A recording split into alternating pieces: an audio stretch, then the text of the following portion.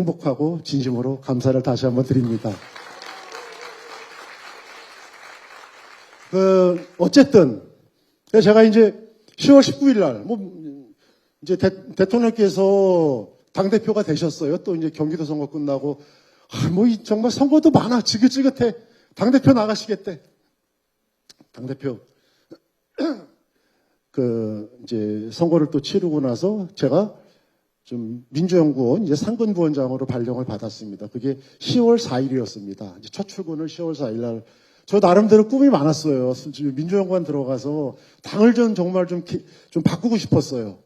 그래서 당에 좀 새로운 젊은 전문적인 분들이 많이 들어올 수 있는. 그래서 우리 당이 진짜 이 수권 정당으로서 그다음에 이 험지 부울경이라든가 그다음에 또 대구 경북 이런 데에서 정말 민주당에 좀 이 파릇파릇한 씨앗들이 좀 키울 수 있는 이런 걸 좀 해보고 싶다 해가지고 큰 꿈을 안고 이제 민주연구원에 이제 출근을 했는데 한 일주일 지나서 제 친구가 그러는 거예요.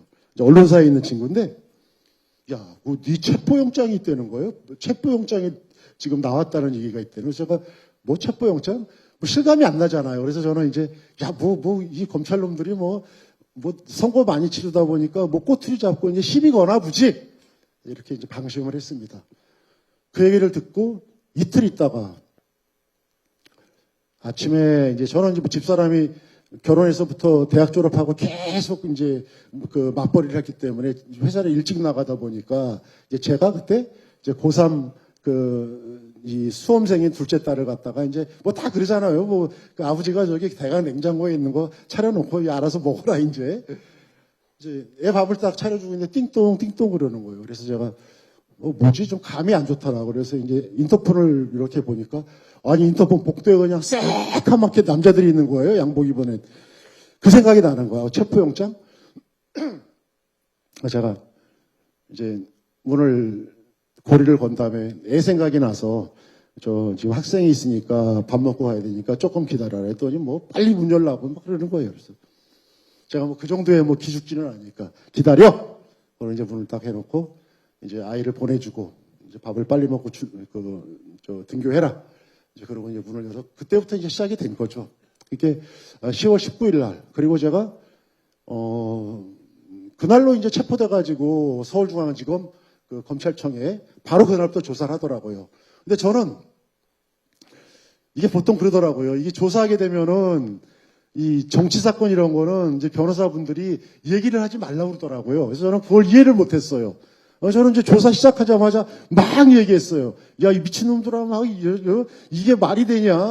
니네가 저거 이전에 이재명 다 털고 이러지 않았냐 하면서 하는데 그때 이제 제가 이제 처음 소개를 받아가지고 선임된 변호사가 김기표 변호사였습니다. 물론 다른 제 친구 변호사들도 있었습니다만은. 근데 그 변호사들이 저한테 이러더라고요. 얘기를 하지 말라는 거죠. 저는 왜 얘기를 하지 않냐고. 내가 억울하고 잘못된 거 해명을 해야지. 근데 보니까 그게 다 이유가 있더라고요. 그렇게 내가 얘기를 하면 거기에 껴맞춰가지고 사건을 조작한다는 겁니다.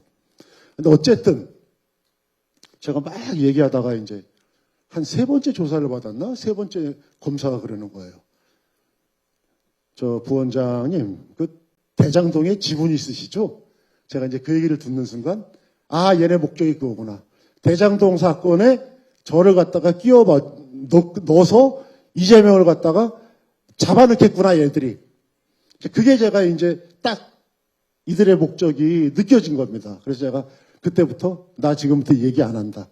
이제 그렇게 돼서 이제 본격적인 저의 이제 이 구속 이 생활이 시작이 됐습니다. 저는 그래서 그 이후에 우리가 좀 이 타임 스케줄을 보면은 너무 이게 선명해 보입니다.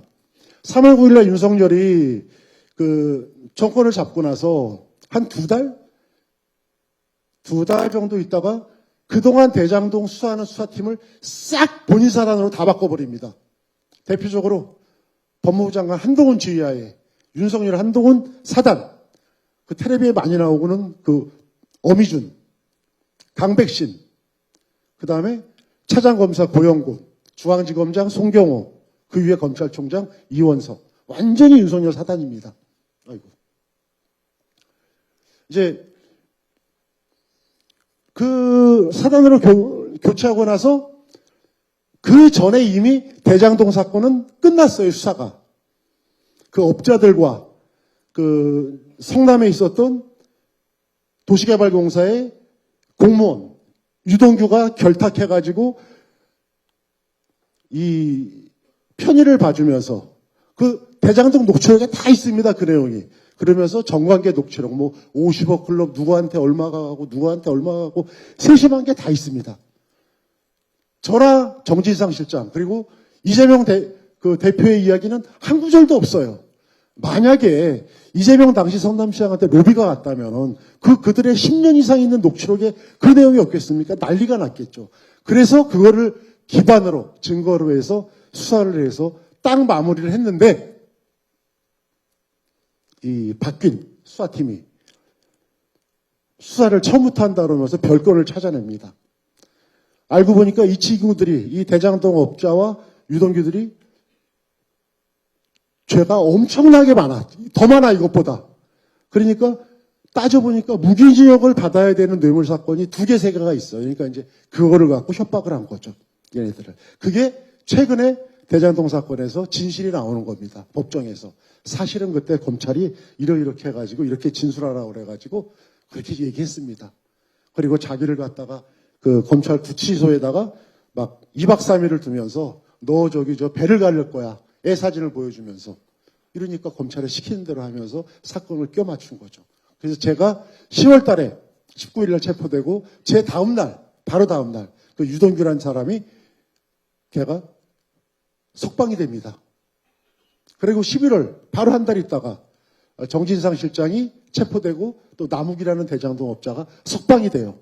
그러고 나서 바로 12월 달부터 이제 검찰은 날개를 답니다. 그때 제 기억으로 아마 이재명 당시 대표님에 대해 가지고 한동훈이 피의자로 출석을 소환하죠. 출석해라. 이제 피의자로 난리가 났습니다, 그때. 그리고 또 당에서는 이거를 기화로 해가지고 사법 리스크. 야, 이재명 당대표 위험해. 저 총선 치고 있는데 후보 바꿔야 돼. 대표. 막 그러면서 난리가 또 당에서 났죠. 그때 이재명 대표님을 지켜주고 했던 게 여기 계신 우리 동지 여러분들이고 여기 이건태 또 우리 서영석 의원님, 김기표 의원님들이고 자 이렇게 그 짧은 대선 끝나고 나서 이 9월, 10월, 11월, 12월에 이들의 검찰의 그림이 전부 다 완성이 됩니다. 그 다음에 계속 공격이 된 거죠. 이게 이제 최근에 드러났는데 이 검찰 친구들은 반성할 줄을 몰라요. 그렇게 막 드러났으면은 사람이면은 최소한 누군가 책임자가 나와서 그래 우리가 이렇게 과하게 했다. 뭐 조작이라는 표현은 못 쓰더라도 자존심이 있어서 자기들 전혀 없지 않습니까? 마이크 대고 막 뻣뻣하게 그 대북송금에서 연어 파티하고 그 난리를 폈는데도 어쨌든 이런 사실들이 전부 다 밝혀집니다.